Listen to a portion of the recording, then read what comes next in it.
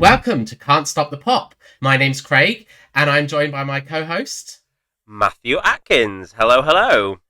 Hi. So this is just a quick introductory episode before the proper podcast launches, just so you get to know a little bit about us. And if you've never read the website, I don't know why you'd be listening to the podcast at this point. But Who are you if you've not read the website? I know go away. It's the cornerstone of pop music on the internet. So I should probably start then with that ever so arrogant introduction of saying my name is Craig and I am the creator of Can't Stop the Pop. So I started the website in 2019 and it's been reviewing singles from the 90s and noughties every week since then. I thought it was about time to do something a bit different with it. So we thought we'd launch a podcast. So that's a bit about me. In case you need to know my social media handle, in case you didn't already follow the website, it's at Can't Stop Pop on Twitter. And I'm also on Instagram at Can't Stop _ the Pop. I'm Matt Atkins. I'm a massive, massive pop geek. Most people that know me, both personally and professionally, sort of refer to me as some walking encyclopedia of useless pop music knowledge, but I always think that, it's very useful, insightful for everyone's life. I think it's all really useful. It's very useful. I think I can still recite in order all the peak positions of step singles. And at some point in my life, so can that knowledge is gonna come in useful. It hasn't yet, but it will do one day. When you're on Mastermind and steps is the topic. So I'm an actor and a singer and musician, and I've, been lucky enough to work in quite a lot of theatre over the years, and that sort of side of my life is I'm very proud of, but that's not what I'm here to talk about. I'm here to talk about the fact that I absolutely love pop music, and I really love both listening to pop music, but also going to concerts and sort of just immersing myself in that world, or as a real escape from my job. Because I feel like when I do a lot of theatre and sometimes bits of musical theatre, it can become quite intense. And I think that I've always used my sort of love of pop music and of concerts, to an advantage to kind of escape. I never sort of go watch Lady Gaga and think, oh, I could do that, as if I'm at work. You're sort of just always admiring the spectacle. And I listen to a lot of music. I think I'm in some of the top percentage of people with the hours they rack up on streaming per year. So I am the opposite in some respects. Obviously, I love pop music. I couldn't have been doing the site for this long if I didn't. If I hate going to gigs. I can't stand it. Unless I've got a nice seat. I hate big crowds. I love the spectacle. I've seen some amazing concerts, but there's very few I would go and see now. I just want to write about them instead, or watch the DVD at home. I actually made it onto a DVD once. I don't know if we should reveal that now, or should we keep it for a further episode? Oh, okay. Well, yeah, let's keep that as a surprise. Keep it as a surprise. Just as a sort of an opportunity for people to get to know a bit about us, I've got some teaser questions, which may reveal a bit about us. It may also get us cancelled before the podcast is even properly launched. Natty, what is your earliest pop memory? Oh, wow. Okay. Now, my earliest pop memory, right? Anyone that listens to this podcast in this first episode, or in, the continuing, 17 award-winning seasons that we're going to create, a lot of my references that I'm going to make, especially to when I was younger, also involve my brother, who I'm hoping is going to be an avid listener as well. I think my earliest pop memory was Gina G at Eurovision with Ooh Ah Just a Little Bit. What a memory. Just etched in my mind.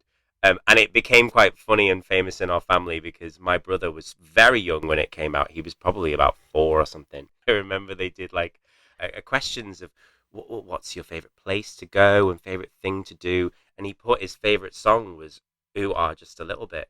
And our whole family were obsessed with it. So I think Gina G is my first pop memory. What about you? Oh god, that has awoken memories because I do remember that as being the first time I properly engaged with Eurovision, but I think mine is a little bit earlier, And I just consider pop music as basically anything that I was aware of because I was a very mainstream, predictable child.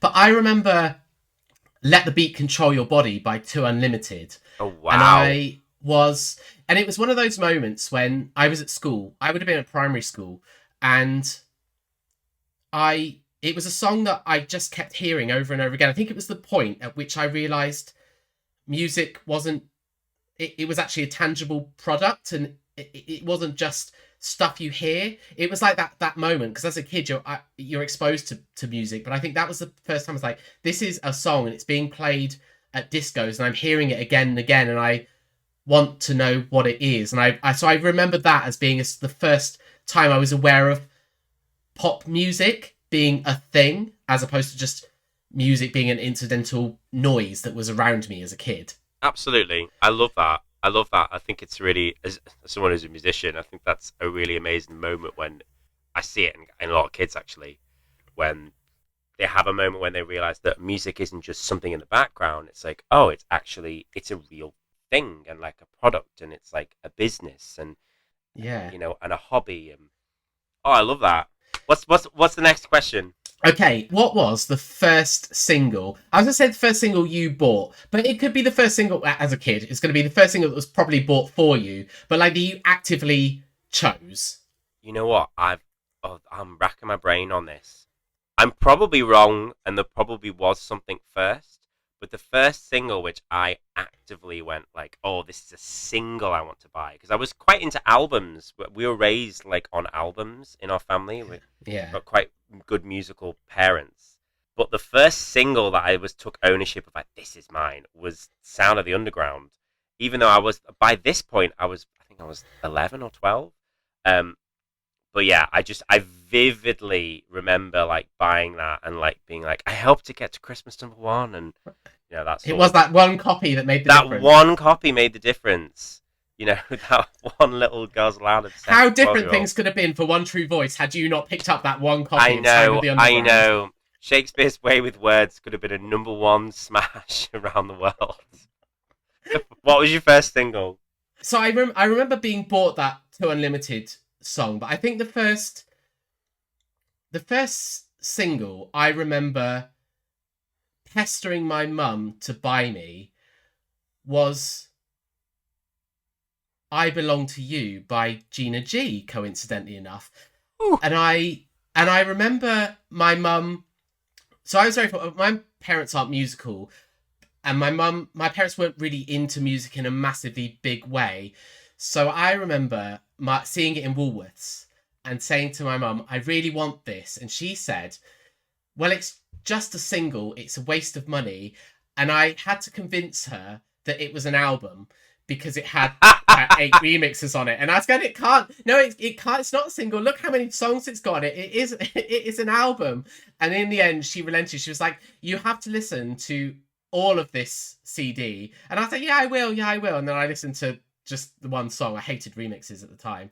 So that was, I vividly remember the yellow cover on the shelf in Woolworths. I remember it, and begging my mum to buy it for the princely sum of $2.99. They were like $2.99. I remember when singles were $3.99 at one point as well. It was insane. Yeah. I love that difference. Once again, for all you listeners out there, the difference between Craig and Matty.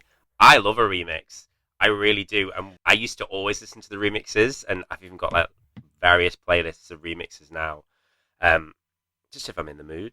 But yeah, we've had this discussion many times already in the lead up to this podcast. Yeah, I've come around to remixes now, but I think at the time I just around. wasn't. Yeah. Okay, so since I pretended it was an album, I won't claim it as my album at all as well. But what was your first album? Oh, well, I'm gonna say 2, because I remember they were bought in quite, I think, fairly quick succession. And these were, once again, it was any album that was like mine, and it wasn't my brother's, or it wasn't that we were sharing, whatever. First album was Bewitched. Was the first Bewitched album. Sailor V, Roller Coaster, I Belong to You, absolute tunes. And then in a slight like left field, more dancey choice, The other album that was bought at a similar time was Sonic, Hear My Cry, if you Oh, remember. yes, I do. Love It Feels So Good. That's not me auditioning. I am actually a professional singer. That's not me.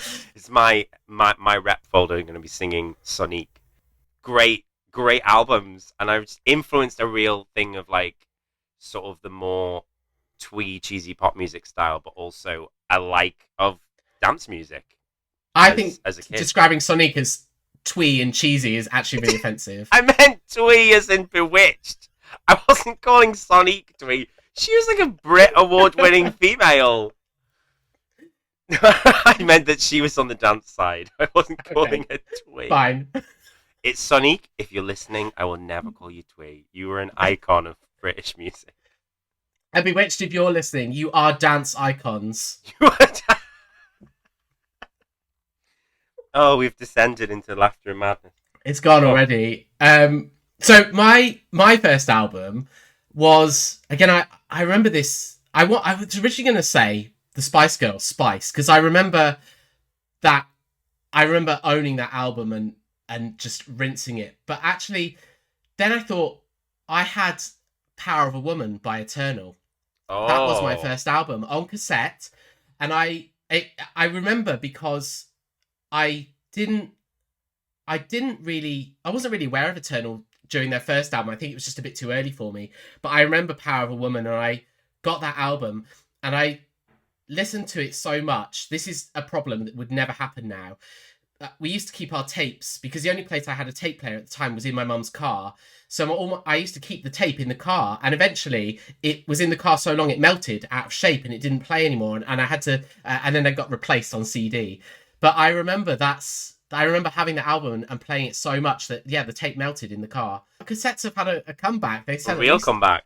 Yeah, they sell at least 1,000 copies a year, and all the big acts are doing them. But they're all doing them so that they can sort of push their legacy fans to buy like 300 copies of their album. Imagine now, if you bought a cassette now and left it in the car, it would last, in the heat we get now, it would last about a day. It probably wouldn't even make it to the end of the day. You'd be listening to it. It would have melted by the end of your journey. Right, hit me with another. Come on, let's. Okay. So, what is your favourite 90s or noughties act? Just one. Sorry, I've always got a long-winded answer. I don't think I can go with my sort of like the big female divas. I can't really go with your Madge or your Kylie because they started in the 80s and they're still obviously still going now. So I'm gonna hedge my bets. I've already mentioned them already. Girls Aloud. Like I can't think of another pop group that I took ownership of and like influenced my just like love of pop music. We're going to do an episode on Girls Aloud at some point. I know we are. But yeah, absolutely love them. And I also just love the trashy wonderfulness of pop stars The Rivals. Like just their birthing with One True Voice. Just everything about it was just brilliant. And who would have ever known with that TV show that they would become like absolute like pop legends? I don't think there's any disputing that. So I'll pick One True Voice. No, I won't. No, I'm sorry, because I do like One True Voice, but I think my favourite, I was tempted to say Steps, because I love Steps, but I had to think... Who would have been my other choice as well, for the record. But they were... I think in terms of duration, when I think about the 90s and noughties, for me, I would have to say Britney Spears. Just in terms of... because she was there... Once she launched, she was there for the duration, whereas Steps sort of burned brightly, but they were gone after 5 years. So for me, it was Britney Spears, and I think particularly I feel more comfortable saying Britney Spears because I have a particular fondness for the first 4 albums. I know that people froth at the mouth over Blackout, and I do enjoy it, but the Britney Spears that I love is the first 4 albums. I remember them so fondly. I remember that period of my life so much. So many of those songs mean so much to me. So I love the fact that she's still around now.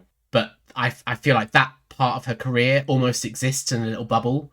Particularly the first 3 albums, a lot of those songs just exist as yeah. So for me, it's Britney Spears.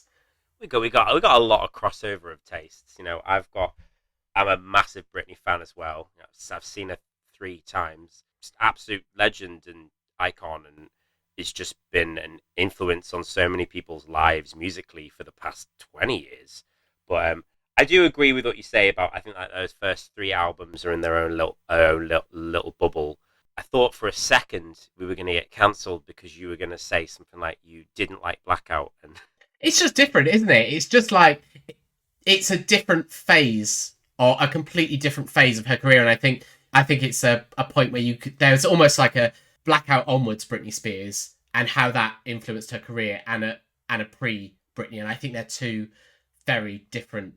They are very different, and I do think that you can sort of separate them. There is a bit of a crossover. I think from In the Zone onwards, she was working with a lot of the similar sort of producers that she'd go on to work with.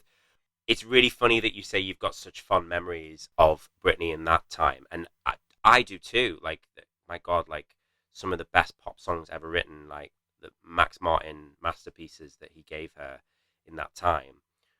But I almost feel more of like an actual personal connection from Blackout onwards, but that is also because it was personally in my life at the time. That's when I went to university. I remember the year that I went to uni was the year that Blackout came out. So like my like, oh, this is what nightlife is like, and like clubbing and like student nights and stuff. So like those run of albums of like Blackout, Circus, and Femme Fatale, like I hear one of them and like I know where I was living. I know like what clubs I was going to, or like what gig I was going to, but yeah, Britney's Queen. What are you looking forward to chatting about? The website is written. It's quite factual, and I'm looking forward, and I'm not quite sure I am now, I'm looking forward to being able to share a bit more of the experience of being there at the time, because I think the thing that makes music special, whatever era you're from, is not just what it sounds like, but what it was at the time. Absolutely. I'm looking forward to going back and exploring the songs, but I'm looking forward to actually immersing myself back in those memories. And already for this introductory episode, I've had these flashes of memories where I'm like, oh my goodness, I remember the stickers on the singles, and what the singles looked like on the shelves, and the awful crappy plastic fake cases they had in Woolworths for the singles that were horrible. And all of those things, I'm that's what I'm looking forward to. Me too, really. Like I honestly, like I couldn't be happier to be doing this. I think my partner and a lot of my friends just get bored at me ranting with random facts about them, whereas I get to do it with you and have a. Now they can turn you off. Now they can just switch it off. Yeah, I completely agree. Pop music it's not just about a style and a genre.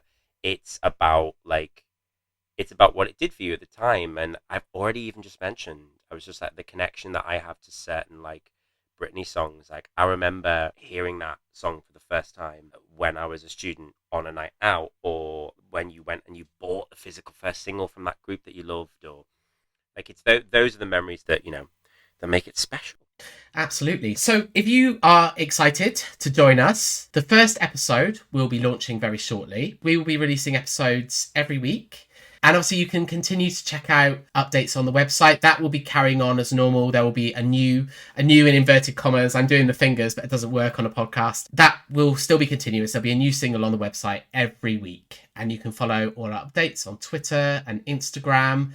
We really hope that you enjoy the podcast, and please do get in touch. Let us know if there are any songs that you want us to feature, because absolutely, I'd love that. I'd love to get to a point in which we can have people suggest songs that we go, oh, we didn't think of that. That would be great. Yeah, I hope you enjoyed the series, and I hope you join us for the next episode. So we'll see you there. So I've been Matt Atkins, and you can find me at Matkins Actor. There you go, on Twitter, or on Instagram. It's Matt with 1T _ Atkins 9. Don't know what the 9's for. You're really getting into it now, aren't you? There you go. And yeah, so I'm Craig, and if you want to find me on Twitter is at Can't Stop Pop, and Instagram is at Can't Stop _ the pop. stop the pop.